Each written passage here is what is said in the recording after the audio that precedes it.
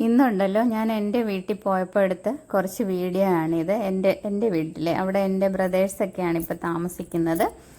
അപ്പോൾ എൻ്റെ ഈ ചാനലിൽ ഞാനിടുന്ന ആദ്യത്തെ ലോങ് വീഡിയോ ആണിത്. നിങ്ങൾക്ക് ഇഷ്ടപ്പെട്ടെങ്കിൽ സബ്സ്ക്രൈബും ലൈക്കും ഒക്കെ ചെയ്ത് എന്നെ സപ്പോർട്ട് ചെയ്യണം കേട്ടോ.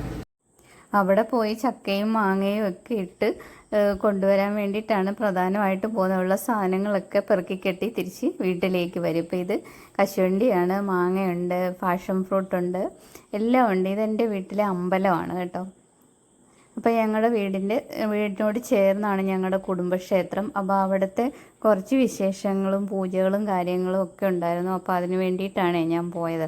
അപ്പോൾ അമ്പലത്തിലെ വാർഷിക പൂജ 2 ദിവസമായിട്ടായിരുന്നു നടക്കുന്നത്. അപ്പോൾ ഞാൻ പൂജയുടെ തലേ ദിവസമാണ് വീട്ടിൽ ചെന്നത്. അപ്പോൾ അതിൻ്റെ ഒരുക്കങ്ങളൊക്കെ അവിടെ നടന്നുകൊണ്ടിരിക്കുമായിരുന്നു. തലേന്ന് നമുക്ക് രാവിലെ തൊട്ട് അഖണ്ഡനാമം ഉണ്ടായിരുന്നു. തലേ ദിവസം അന്നും അവിടെ എല്ലാവർക്കും ഭക്ഷണവും എല്ലാം ഉണ്ടായിരുന്നു. അപ്പോൾ അഖണ്ഡനാമമൊക്കെ 7 മണിയായപ്പം അവസാനിച്ചു. എന്നിട്ട് പിന്നെ ദീപാരാധനയായിരുന്നു. അതൊക്കെ കഴിഞ്ഞിട്ട് പിന്നെ പിറ്റേന്നത്തേക്കുള്ള എല്ലാ ഒരുക്കങ്ങളും ഒക്കെ റെഡിയാക്കി വെച്ചിട്ടുണ്ട്. ബാക്കിയുള്ളവരൊക്കെ ഫുഡൊക്കെ കഴിച്ചു. പിന്നെ അമ്പലത്തിലേക്ക് നാളത്തേക്കെല്ലാം ഒരുക്കി വെച്ചിട്ട് എല്ലാവരും കിടക്കാനൊക്കെ പോയി. ഇനി വെളുപ്പിനെയൊക്കെ എഴുന്നേൽക്കണമല്ലോ. അപ്പോൾ എല്ലാ വർഷവും ഞങ്ങളുടെ അമ്പലത്തിൽ ഇങ്ങനെ വാർഷിക പൂജ ഞാനും എൻ്റെ ബ്രദേഴ്സും അമ്മയുടെ സഹോദരങ്ങളും പിന്നെ ഞങ്ങളുടെ കുടുംബക്കാരും എല്ലാവരും കൂടെ ചേർന്നാണ് ഈ പൂജ നടത്തുന്നത്.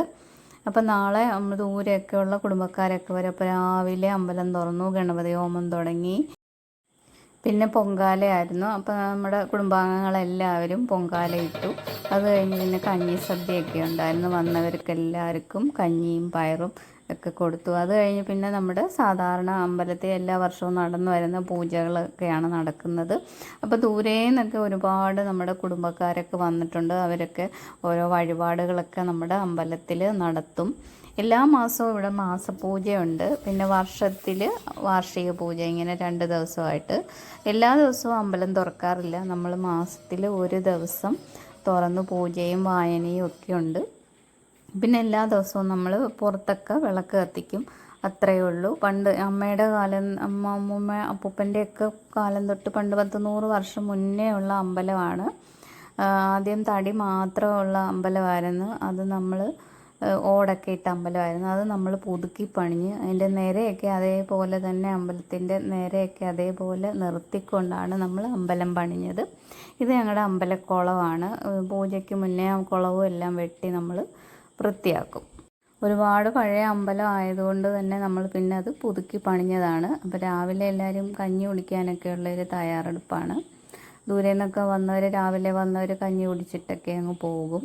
പിന്നെ അത് കഴിഞ്ഞിട്ട് പിന്നെ കലശം, കാവിപ്പൂജ ഒക്കെ ഉണ്ടായിരുന്നു. അത് കഴിഞ്ഞ് നമ്മൾ പിന്നെ അന്നദാനം, ഇപ്പോൾ കലശം നടക്കുകയാണ്. അതെല്ലാം കഴിഞ്ഞ് പിന്നെ കാവിപ്പൂജ തുടങ്ങി. കാവിപ്പൂജയൊക്കെ കഴിഞ്ഞിട്ടാണ് അപ്പോഴത്തേക്ക് ഈ തിരുമേനിമാർ പാടാൻ പുള്ളും പാട്ടും ഒക്കെ ഉണ്ടായിരുന്നു കാവിപ്പൂജ സമയത്ത്. അത് കഴിഞ്ഞ് എല്ലാവർക്കും ഭക്ഷണമൊക്കെ കൊടുത്തു. കുറച്ച് ദൂരെ നിന്ന് വന്ന ആൾക്കാർ കുറച്ച് പേരൊക്കെ പിരിഞ്ഞു. പിന്നെ നമ്മുടെ അടുത്തുള്ള വീട്ടുകാരും കുടുംബക്കാരും ഒക്കെ ഉണ്ടായിരുന്നു. പിന്നെ അടുത്തുള്ള കുടുംബക്കാരൊക്കെ ഇനി വൈകിട്ട് വരും പൂജയ്ക്ക്. ഇപ്പോൾ ഉച്ച കഴിഞ്ഞുള്ള അതെല്ലാം കഴിഞ്ഞു, ഉച്ച വരെ ഉള്ളായിരുന്നു. ഇനി വൈകുന്നേരം ദീപാരാധന, പൂമൂടൽ, താലപ്പൊലി, അങ്ങനെ ഒക്കെ ഉള്ള കാര്യങ്ങളുണ്ട്. അപ്പോൾ അതിനായിട്ടും കുറച്ച് ആൾക്കാരൊക്കെ വന്നിട്ടുണ്ടായിരുന്നു താലപ്പൊലി എടുക്കാനായിട്ട്. എല്ലാവരും നമ്മുടെ കുടുംബാംഗങ്ങളും പിന്നെ കുറച്ച് അയൽവാസികളും എല്ലാം ഇതിൽ പങ്കെടുക്കും താലപ്പൊലിയിൽ.